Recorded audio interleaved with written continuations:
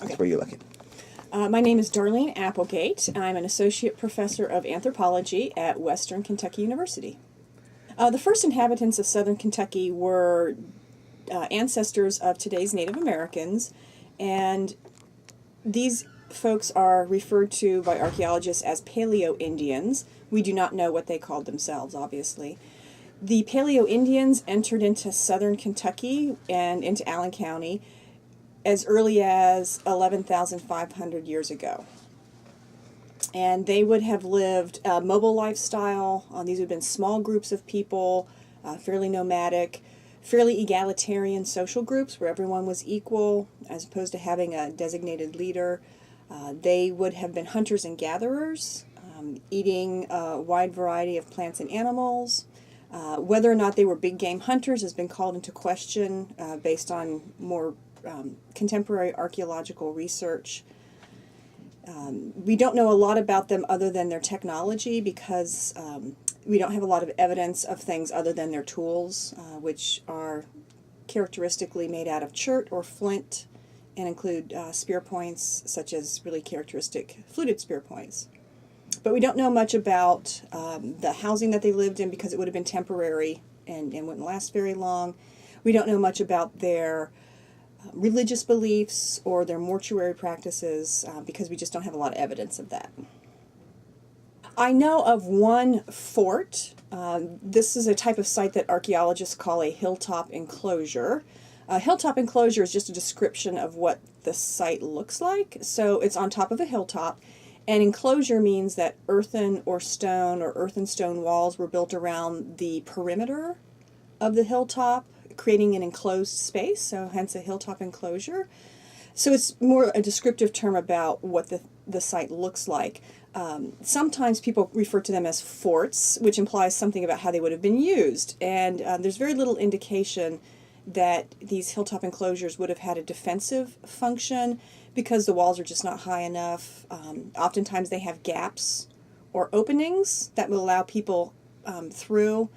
So that doesn't necessarily indicate defense. They also often are associated with ditches, and the ditches are on the inside. And if you want it for defense, it would make more sense for it to be on the outside. So they are referred to as forts, but whether they functioned as forts has been questioned.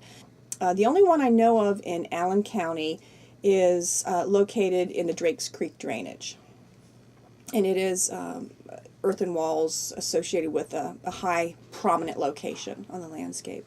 And again, another summary of the characteristics of the people that those colonists found when they came west. Okay.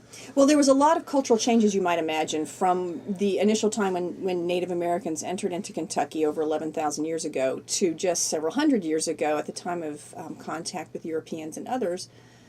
So there was a lot of cultural change during that time frame, such as the invention of pottery and the domestication of native plants and the development of a native type of agriculture. So there were lots of changes along the way. But right before European contact, the Native Americans living in Allen County and surrounding areas would have been at the tribal or chiefdom level, so they were more politically, socially advanced.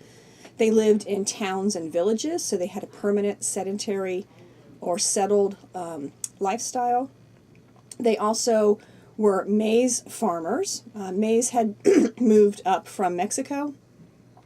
We don't really know how it got into the eastern United States, but it moved up from Mexico and was adopted along with beans from Mexico, and that really revolutionized their subsistence. So they were already farming their own native plants like sunflowers and goosefoot, but when maize and beans came on, they became full-fledged farmers.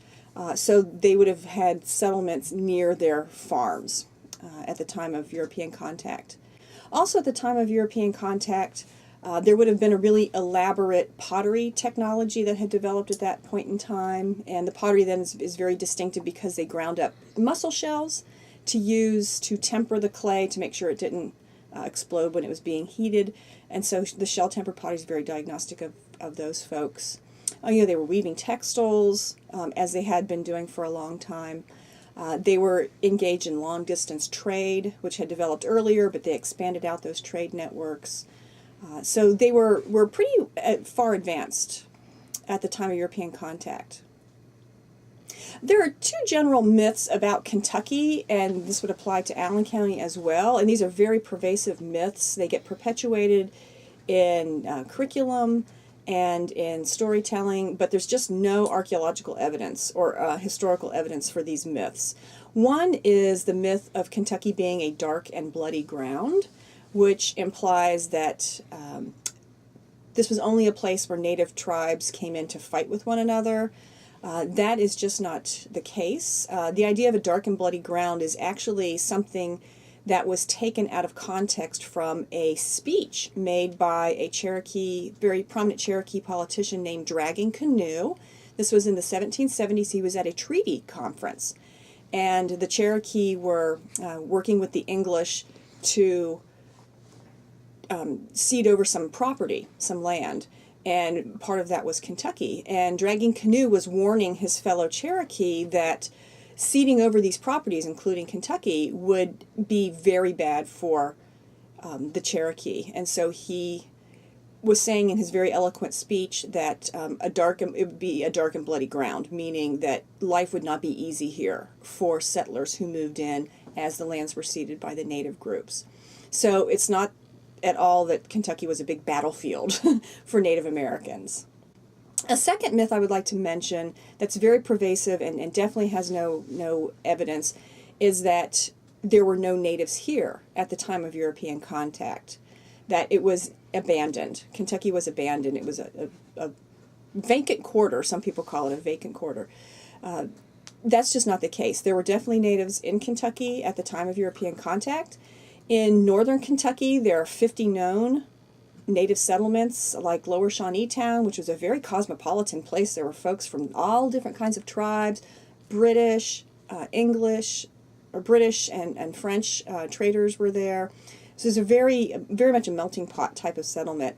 And in southern Kentucky, I don't know of any in Allen County specifically, but I know Barron, Warren, there are some sites that have been documented that are historic Native American sites from the same time period when Europeans were here. So they were definitely here. There was a depopulation, however, and I think that maybe is how the myth got started, that there was a decline in native numbers in the population size prior to European entry into Kentucky. And that was the result of diseases that were passed from one community to another in advance of the Europeans actually getting here. So it didn't take direct contact for natives in Kentucky to be impacted by those diseases. So there was a population decline, but by no means was Kentucky or Allen County empty when Europeans got here.